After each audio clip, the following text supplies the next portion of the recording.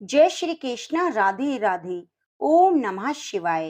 प्रिय भक्तजनों, आज की वीडियो में आप जानेंगे जेठ मास कृष्ण पक्ष की अपरा एकादशी कब है, एकादशी व्रत कब खोलें, एकादशी और द्वादशी तिथि कब तक है, क्या शुभ मुहूर्त है, क्या खाएं क्या ना खाएं, तुलसी दल कब तोड़ें, एकादशी व्रत का क्या नियम है और महत्व। ऐसी ही संपूर्ण जानकारी जानने के लिए आप वीडियो को अंत तक जरूर सुनिए। जो भी भक्तजन एकादशी का व्रत रख रहे हैं, उनके लिए यह वीडियो बहुत ही महत्वपूर्ण है। एकादशी के दिन तुलसी पत्र नहीं तोड़ा जाता और भगवान विष्णु की पूजा तो बिना तुलसी पत्र के होती ही नहीं। तो इसके लिए आप लोग दशमी तिथि को तुलसी पत्र तोड़कर रख लीजिए। अगर ऐसे में दशमी तिथि को रविवार का दिन पड़ता है, तो उससे भी एक दिन पहले शनिवार के दिन ही तुलसी पत्र तोड़कर रख लेने चाहिए और फिर बाद में एकादशी और द्वादशी को गंगा जल से धोकर उन्हें भगवान विष्णु को भोग में अर्पित करना चाहिए, क्योंकि भगवान विष्णु बिना तुलसी पत्र के अपना भोग स्वीकार नहीं करते।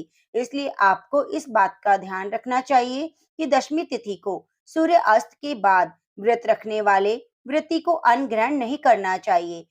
एकादशी के दिन सुबह विधि विधान से पूजा करके निराहार रहना चाहिए। यदि शरीर का सामर्थ्य निराहार रहने का नहीं है, तो एक समय फलाहार ग्रहण कर सकते हैं। फलाहार में केवल मौसमी फलों का या ड्राई फ्रूट्स का ही सेवन किया जाता है। भूलकर भी शहद का सेवन इस दिन नहीं करना चाहिए। किसी भी प्रकार के अन्न का सेवन नहीं करना चाहिए। एकादशी के दिन घर में चावल या चावल से बनने वाली किसी भी वस्तु का सेवन परिवार के किसी भी सदस्य के द्वारा नहीं किया जाता, क्योंकि चावल को खाने से इस दिन दोष लगता है। द्वादशी तिथि को विधि विधान से भगवान विष्णु का पूजन करके दान में दी जाने वाली सामग्रियों की पूजा करके शुभ मुहूर्त में दान देने के बाद ही अपना उपवास खोलें। उस दिन चावल का दान जरूर करें। ब्राह्मण को भोजन कराएं। यदि संभव नहीं तो मंदिर में जाकर ही ब्राह्मण के निमित्त दान जरूर करें। एकादशी के दिन तुलसी में जल अर्पित नहीं किया जाता। कहा जाता है तुलसी माँ भी भगवान विष्णु के निमित्त इस दिन व्रत रखती है। आप केवल तुलसी में दीपक प्रज्वलित करें, तुलसी को छुए ना। इस दिन महिलाओं को, कन्याओं को सिर भी नहीं धोना चाहिए। एक दिन पहले ही तुलसी जी में जल अर्पित कर दे। जो महिलाएं, कन्याएं इस दिन व्रत रखना चाहती हैं, उन्हें सिर से स्नान एक दिन पहले ही कर लेना चाहिए। व्रत के दिन भगवान विष्णु की पूजा में पीले रंग की वस्तुओं का ज्यादा से ज्यादा इस्तेमाल करना चाहिए। द्वादशी तिथि को भी पीली सामग्री का दान देना शुभ होता है, जैसे कि हल्दी, पीले वस्त्र, पीले फल, केले का फल इस दिन दान करना बहुत ही शुभ होता है। इस दिन विष्णु सहस्त्र नाम का पाठ करें। संभव हो तो इस दिन भगवत गीता के किसी भी अध्याय का पाठ जरूर करना चाहिए। भगवान विष्णु के मंत्र की एक माला जरूर करनी चाहिए। दिन भर भगवान विष्णु के ध्यान में व्यतीत करते हुए रात्रि में जागरण करना चाहिए। यदि पूरी रात जगना संभव नहीं, तो जितने समय भी संभव हो जरूर जागरण करना चाहिए। एकादशी के दिन हमें झूठ नहीं बोलना चाहिए, गुस्सा नहीं करना चाहिए और किसी से भी अपशब्द नहीं कहने चाहिए। कहते हैं ऐसा करने से व्रत खंडित हो जाता है। एकादशी तिथि इस बार प्रारंभ होगी 2 जून रविवार की सुबह 5:50। इससे पहले दशमी तिथि रहेगी। एकादशी की तिथि समाप्त होगी 3 जून सोमवार की सुबह 2:40 पर, क्योंकि एकादशी की तिथि इस बार 2 दिन रहने वाली है। ऐसे में इस बार दोनों ही दिन एकादशी का उपवास रखा जाएगा।